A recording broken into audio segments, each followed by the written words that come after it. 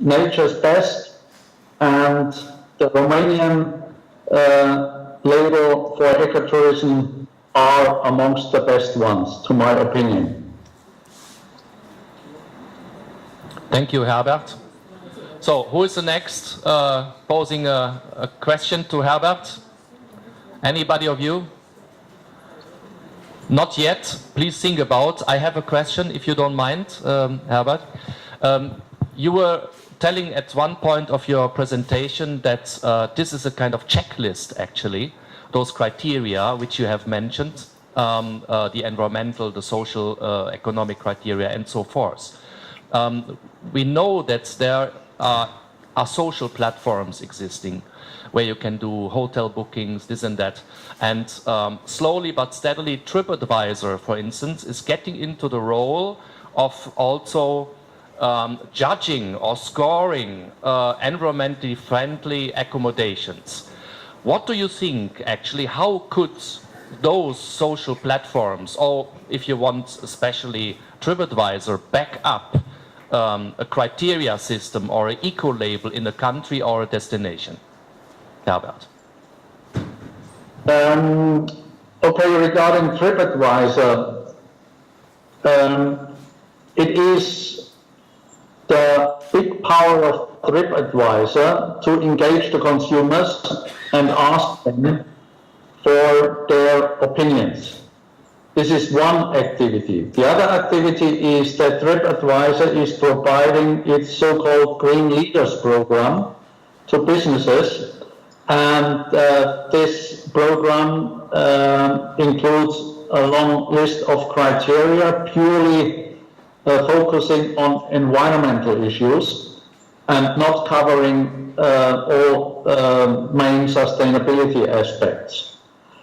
The control of the compliance of the businesses with these criteria is based on random visits and on, let's say, consumer complaints. So if a consumer says, this is not correct, then okay, TripAdvisor can react. But this requires quite a lot of knowledge at the consumers, and this requires also a kind of correctness of what is the issue of complaint. Besides this, at the European Parliament last week, 2 weeks ago, when I presented the results of the study which I mentioned on European tourism labeling, they asked whether it would not be better to leave, let's say, labeling and certification to the big social media. And the reaction, and also my opinion, immediately was no. What you can measure and what you can let do the consumers is they can say what they like and what they don't like. But they can't say what is sustainable and what is not sustainable.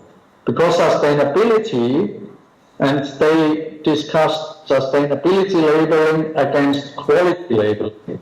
Sustainability is something which can widely, let's say, measured or at least defined. Quality, from a consumer's point of view, depends on the consumer's interest, which can be quite different. So TripAdvisor, environmental label, Green Leaders, okay, not the best one, a good one, same standard everywhere, worldwide. Consumers' feedback cannot, let's say, replace good and real sustainability labels who are doing an on-site independent assessment. Thank you very much, Herbert, for this extensive answer. Yeah. Now back to the audience. Are there any questions in your brains which you want to release? Not yet. Then I have a last one because we are running out of time. Yes. Yeah. A last one. So, the power of consumer, we always missed actually to reach to the consumer.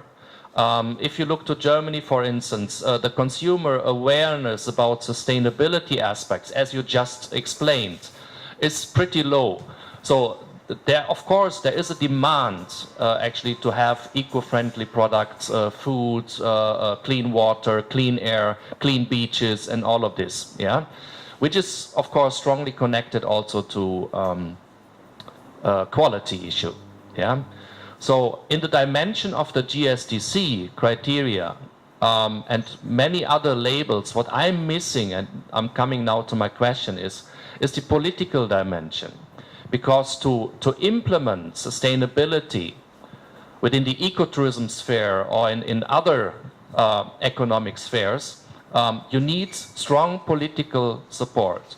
So that means the political leaders and their ministries, their agencies, and the whole network, of course also the legal framework, needs to understand what sustainability in tourism means, actually, per definition, and then implement it. Sometimes you have good laws and regulations, yeah, but they are sometimes not enforced to such an extent that it helps destinations actually to perform in a sustainable way.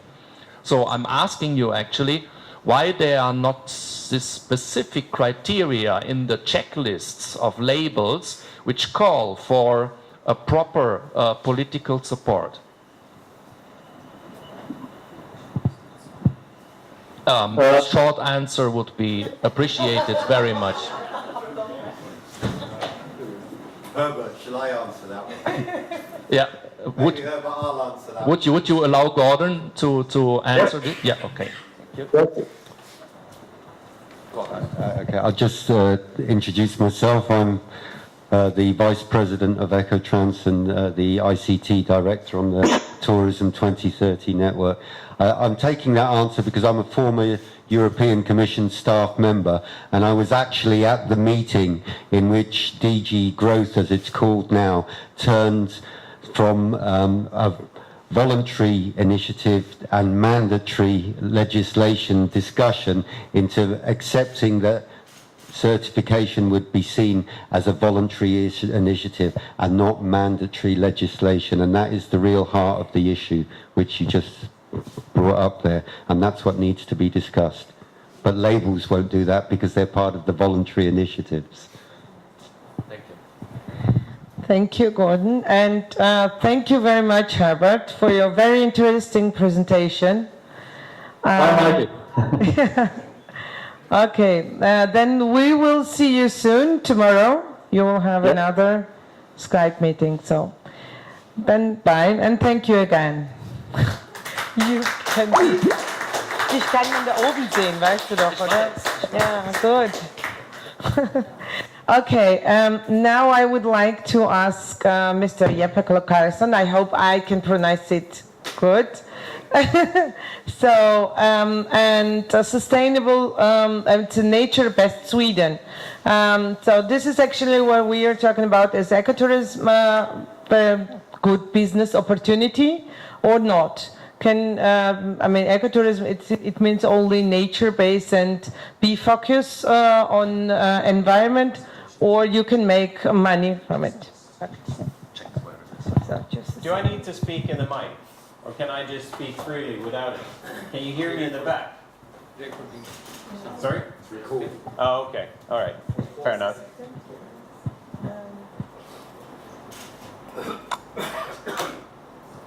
It's an amazing room that we're in. I don't know if you noticed, but no offense to the previous talker, but I was seeing all of these books in the background, which a lot of them are many of my favorites. So I was sort of dreaming away, thinking about what I've read in many of them. So please don't do that while I'm talking here. I'll try to be as interesting as even possible. Oh, this is the clicker. All right, excellent. Can you put it in full screen, or is that? It is full screen. All right. Okay. Well, anyway, okay, excellent. Looks good. My name is Jeppe Klockarsson, or in Swedish I would say Jeppe Klockarsson, so you did perfectly fine by introducing me. So I'm here representing what was formerly known as the Swedish Ecotourism Society. I know that it says so in the program, but we just actually quite recently changed our name from Swedish Nature and Ecotourism Association. I'm going to get into detail on that because there was actually an interesting discussion with Iva in the car regards to, are you going away from ecotourism? No, that's not what we're doing, but I'm going to get back to that. So I'm here to talk about Nature's Best Sweden, about the challenges that we've faced over the years, the lessons learned, and the opportunities that we see in the future. So just to say something about myself, I'm a board member of this organization, but I normally run a consultancy business on responsible tourism advisory called Fair Travel. I'm actually a trained safari guide as well. I was one of the speakers at the EuroEco 15 together with Iva and many of the others here.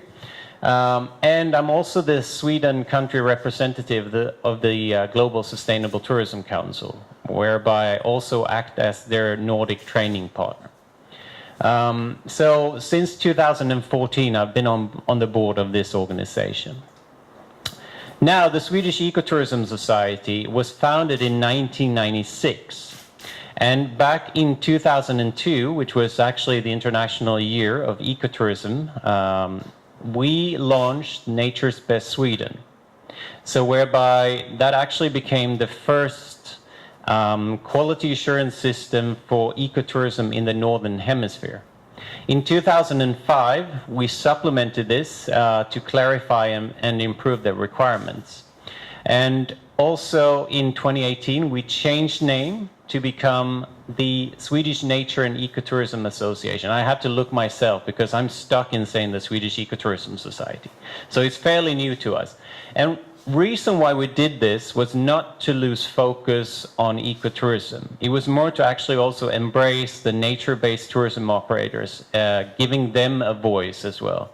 But also in order to try to sort of get them to convert from just the ordinary nature-based tourism and lead them towards ecotourism. And this year we were also the initiators and co-writers of the first ever national strategy on nature-based tourism in Sweden, which is something that we really need. I'm going to get back to that. We represent more than 400 members in Sweden right now, but we hope to embrace more of these since we're now also incorporating nature-based tourism operators. And what we do is that we build opinion by influencing others. We provide knowledge through different types of consultancy services.